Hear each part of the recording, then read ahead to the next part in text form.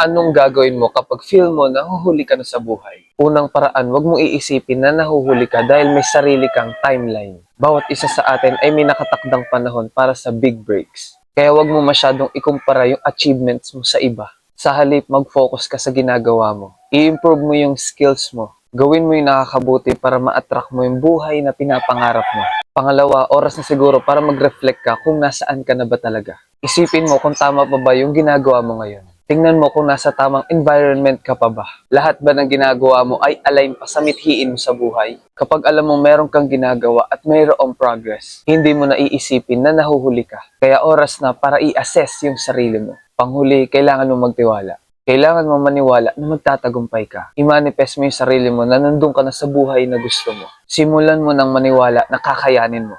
Surrender mo lahat kay God at magtiwala ka sa Kanya. Doon mabubuo mo yung confidence at right mindset. Kailangan mo rin i-cheer yung sarili mo dahil kailangan ka nito. Self-love and self-appreciation. Alam mo, normal lang naman na maramdaman mo yan. Sign lang yan na hindi mo talaga hahayaan na hindi ka magtatagumpay. Don't worry about the future. Be still at gumawa ka ng makabuluhan araw-araw. It's up to you now. Again, this is Romeo and follow for more.